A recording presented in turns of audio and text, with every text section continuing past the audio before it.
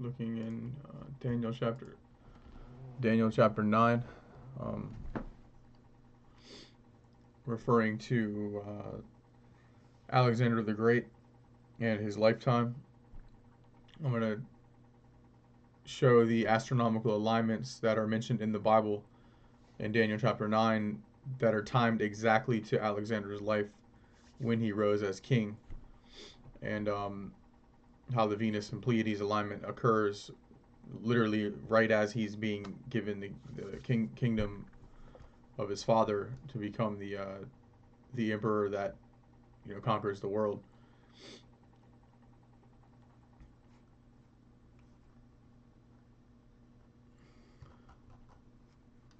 It's in Daniel chapter 9, the ram and the goat. The ram is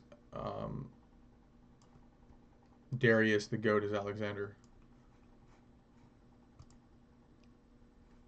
A vision appeared to me. In my vision, I saw the citadel of Susa in the province of Elam. In the vision, I was beside the Ulai Canal. I looked up, and there before me was a ram with two horns standing beside the canal, and the horns were long. One of the horns was longer than the other, but grew up later. So the ram is Aries, Aries the ram. I watched the ram as it charged toward the west and toward the north and south. No animal could stand against it, and none could rescue from its power. It did as it pleased and became great. As I was thinking about this, suddenly a goat with a prominent horn between his eyes came from the west. That would be Alexander, crossing the whole earth without touching the ground. It came toward the two-horned ram I had seen standing beside the canal, and charged at it with great rage. I saw it attack the ram furiously, striking the ram and shattering its two horns. The ram was powerless to stand against it.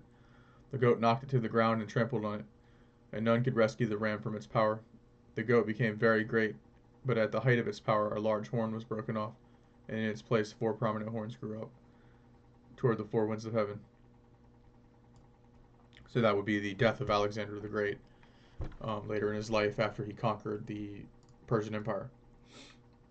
So I'll just go straight to Stellarium and read it word for word as it's happening in the sky.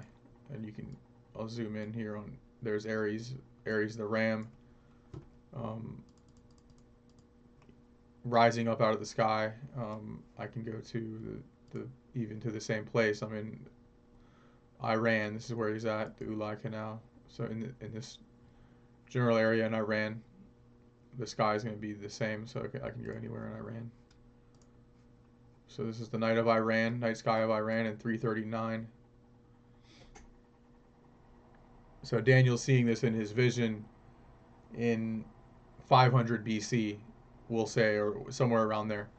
But this is happening actually in 339 BC. So as you can see, the ram is rising up, representing the Persian kings, the Persian Empire, rising up toward the west. So here's the east where Persia is. Here's the west where Greece is. So you're going to see this happening between the east and the west. So I can even line it up, east on the left, west on the right. So look, Aries starts in the east.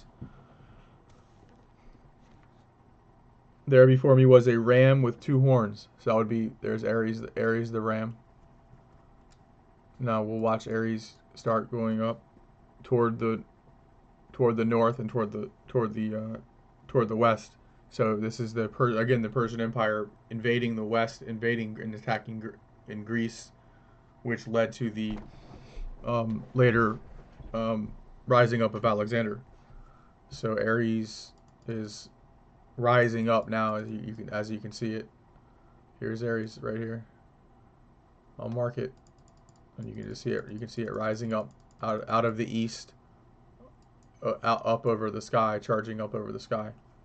And this is something that happens, every year. So, but it's a prophetic parallel to the events that actually would happen on Earth between kings in prophecy.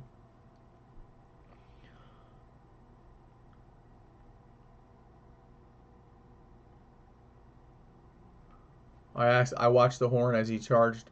I watched the ram as he charged toward the west. So again, look, he's going west.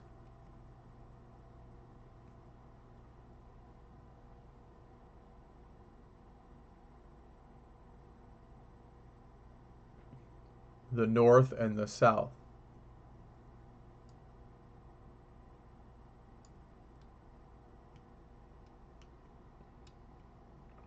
So he's going, and I take that to mean upward in the sky. So he's not. It's not just going straight west. It's going upward as well. So just as the Persian Empire went northward and westward toward the invasion of Greece. So when they invaded the lands of Greece, same thing here. It's symbolic. Um, so it's continuing to go west. You can even see it chasing. Interestingly, the ram is chasing Jupiter, kingship. So Jupiter is the king. You'll see it chasing Jupiter the whole way across the sky. I watched the ram as he charged toward the west, north, and south. No animal could stand against him, and none could rescue from his power. He did as he pleased and became great. So here's the ram, look, just continuing to rise up in the sky, farther and farther north. You know, as Darius was going into Europe, farther north. So it's a literal parallel to what's happening on Earth, happening in the sky. And it's still, the ram is still going north, look, still going upward, rising in power, talking about how it's rising, as you can see it rising up into the sky at this point. That's about the highest point it gets, and then it's going to start to come back down toward the west. So that's the high point, and then it starts to decline. And then the Greek Macedonian Empire will rise, which we'll see. As I was thinking about this, suddenly a goat with a prominent horn between his eyes comes from the west. So keep your eye over here. This is the west. Now watch as it gets closer. I'm going to keep going forward in time to 338 BC. And you'll see something interesting happen. There's Jupiter, the king. Remember, he's chasing the kingship. Now watch what happens. Just as Aries is about to reach his kingship in the west, you're going to see something come out of the sky. Jupiter goes down.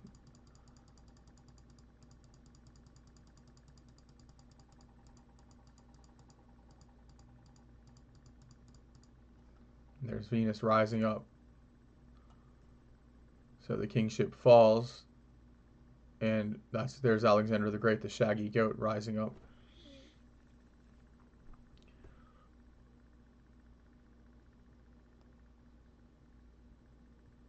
Suddenly a goat with a prominent horn between his eyes came from the west, crossing the whole earth without touching the ground. So again, as you see this happening, so we can watch it in right here is a better point to watch it. But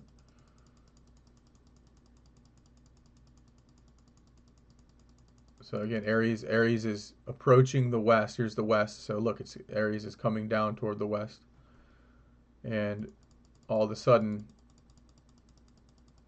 going forward in time again, and Venus represents Alexander. So he's going to start rising up into the sky, directly toward the ram.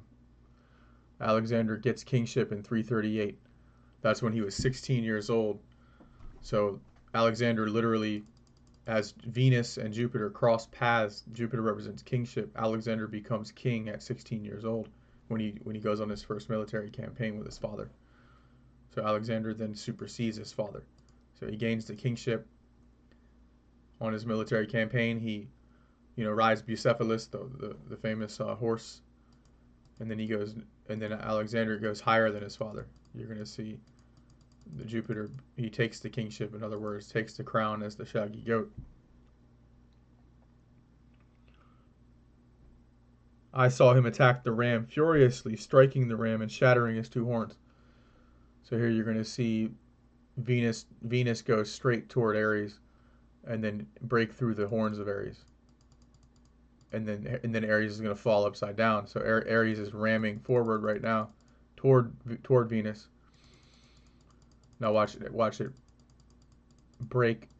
There it is, cracking the horns right here, and then going through the horns, and then Aries begins to fall. You'll see now Aries is falling toward the ground. He came toward the two-horned ram, and he had standing beside the canal and charged him with great rage. I saw him attack the ram furiously, striking the ram and shattering the two horns. The ram was powerless to stand against him. The goat knocked him on the ground and trampled on him, and none could rescue the ram from his power. So again, that's exactly what's about to happen. Ares, as we go forward in time, watch Ares fall to the ground. Ares is going to fall to the ground. And then right as Ares falls to the ground, Alexander approaches the Pleiades. Venus goes straight into the Pleiades, which is the kingship of, symbolizes the kingship of heaven, of Christ. So Alexander reigning as king prophetically for a period of time. Christ reigns as the permanent king. So Christ is the permanent fixture of heaven, the lamb that was slain seating on the throne in the midst of the seven stars. So Alexander is a foreshadowing of course, of Christ as the reigning king. So here is Alexander going up into, see, past this up to the seven stars in 338 BC. This is as Alexander is literally conquering and fighting his first battles at the age of 16 and 17 years old. So it's actually literally happening in the same time, at the exact same alignment happening in the sky.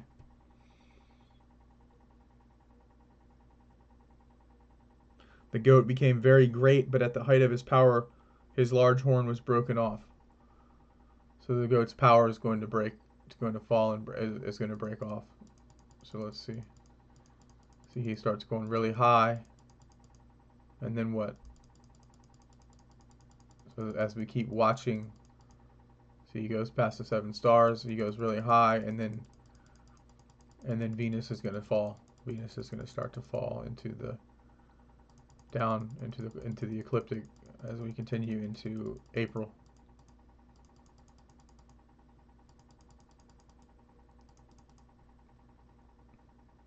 And at the height of his power, the horn was broken off, and in the place four horns grew up toward the four winds of heaven. And that may represent additional astronomical stuff. I still don't know what all of that means yet. I'm trying to figure that out. But this is the main thing that undeniable that points to the actual life of Alexander the Great. 338. Again, 338 BC. I can show exactly on here. I have Alexander the Great pulled up here. At 16 years old was when he began his first military campaign. King of Macedon. In summer of 336 BC. Now you'll see 338 come up. 338. When Philip returned to Pella, he fell in love and married Cleopatra in 338 BC. So Alexander marries Cleopatra in 338.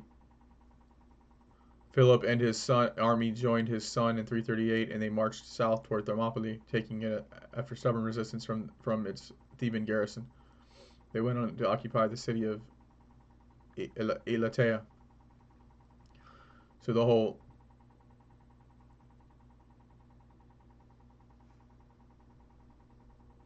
whole military campaign begins in 338 BC, just as we just saw here, when Venus passes through Jupiter and starts to rise up into the sky, and then taking on the Persian Empire. Pretty crazy stuff.